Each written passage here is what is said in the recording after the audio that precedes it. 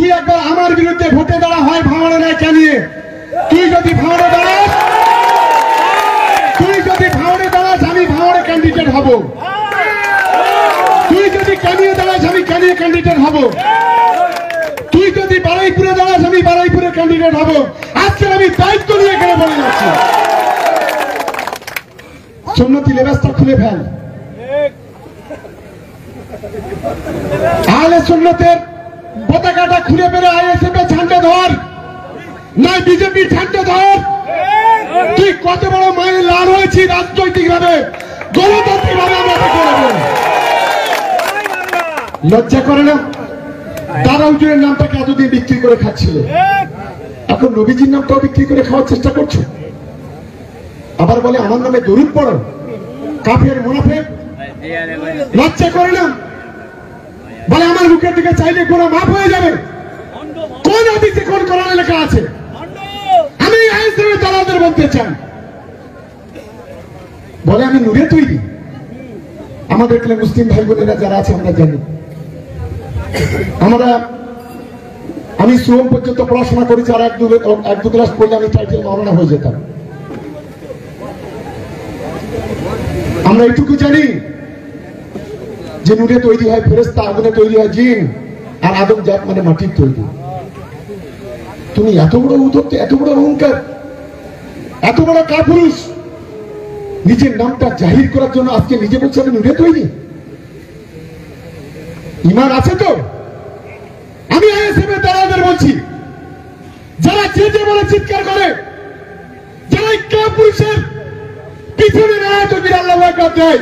আমি একজন মুসলমান পরিবারের সদস্য, মুসলমান সমাজটাকে আজকে সর্বনাশ করে দিচ্ছে, মুসলমান সমাজটাকে আজকে শেষ করে দিচ্ছে। এই দুটো কাপুরুষ নিজেদের স্বার্থ সিদ্ধি চরিতার্থ করার জন্য আজকে ঈমানটাকে বিক্রি করে দিচ্ছে, মুসলমান সমাজটাকে বিজেপির কাছে বিক্রি করে দিয়ে বিজেপির হাতটাকে শক্তিশালী করে দিচ্ছে। আমি ভাঙড়ের শুভবুদ্ধি সম্পন্ন মানুষের কাছে অনুরোধ করব, আমরা লড়াইয়ের জন্য তৈরি তো? একবার জোরে বলুন তো, আমরা লড়াইয়ের জন্য তৈরি? আমরা লড়াইয়ের জন্য তৈরি? ঘুম কেড়ে নেব, রাতের ঘুম হারাম করে নেব। 21-এ অনেক ডাল ভাত খেয়েছ, তোমার সেই বাবা নেই, তোমার সেই বাবা চলে গেছে। দুই ভাইয়ের যদি রাতের ঘুম হারাম করতে পারি, আমার নাম শওকত মোল্লা নয়। ভাঙড় বিধানসভা তৃণমূল কংগ্রেস তৈরি? তৈরি? আওয়াজটা তুলতে হবে, এদের কানে আবার তারা লেগে গেছে। আমি দিদিকে বলবো। দর্শক শুনলেন, ক্যানিং পূর্বের বিধায়ক শওকত মোল্লা সাহেব প্রতিবাদ মিছিল থেকে হুঙ্কার ছাড়লেন, আব্বাস নওশাদকে ঝানা তাই একেবারে বললেন।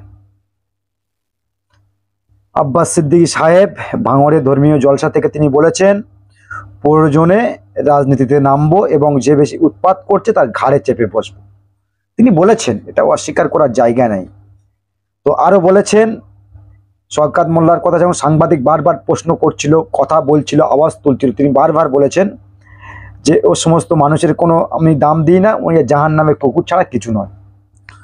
তো তারই প্রতিবাদে আর কি, তারই প্রতিবাদে ভাঙড়ে এক সভা করেছেন শওকত মোল্লা সাহেব বিধায়ক। আমি দেখছিলাম দর্শক, শওকতের একই দশা, শুধুমাত্র ফুরফুরা শরীফের পেট যারা আব্বাস সিদ্দিকী সাহেব, নওশাদ সিদ্দিকীর দাদা, তিনি কিন্তু এখন ভাই প্রচার করেনি এখনো পর্যন্ত যে আমি রাজনীতিতে আসছি, ভাঙড় থেকে বা ক্যানিং থেকে দাঁড়াবো।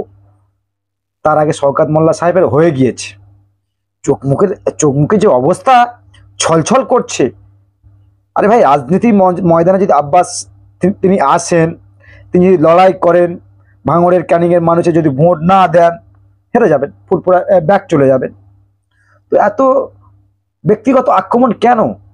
ওই যে নওশাদ সিদ্দিকী সাহেবের দাদা বলেছিলেন জাহান্নামের কুকুর, আর তারই পরিপ্রেক্ষিতে ভাঙড়ের প্রতিবাদ সভা, আর সেখান থেকে জানা তাই ও মুসলমান নয়, ওর ঈমান নেই, ওই সুন্নতি লেবাস খুলে আসতে হবে। আপনি তো পাঞ্জাবি বলে রয়েছে, আপনার পাঞ্জাবি আর তার পাঞ্জাবির অনেক মূল্য রয়েছে, আপনি সেটা বোঝাতে চাইছেন আর কি। তো রাজনীতি করছেন, যদি সে রাজনীতির মতো করবে, তার ব্যাপার রয়েছে। যদি ভাঙড়ে আপনার প্রভাব থাকে, আপনি যদি ভাঙড়ের মানুষের মন নিতে পারেন, ভোট দেয়, সে জিতে যাবে, আপনি জিতে যাবেন না। তো এত ব্যক্তিগত আক্রমণ কেন? ওই যে ময়দানে নামিনি তার আগে হাওয়া টাইট, তো যখন প্রচার মিটিং মিছিলে আসবে তখন কি হবে, তখন কি হবে? আর বলছিলেন অনেক কথা তিনি বলেছেন, তো আমরা দেখছিলাম তিনি বলছিলেন, আর চোখ মুখের যে আকৃতিটা না, মুখের যে ফেস, আরে আব্বাস সিদ্দিকী সাহেবেরা তাদের নতুন দল কোনো কিছু নেই, একটাই বিধায়ক, এত কেন ভয়? তৃণমূলের বিশেষ করে শওকত মোল্লা সাহেবের এত কেন ভয়?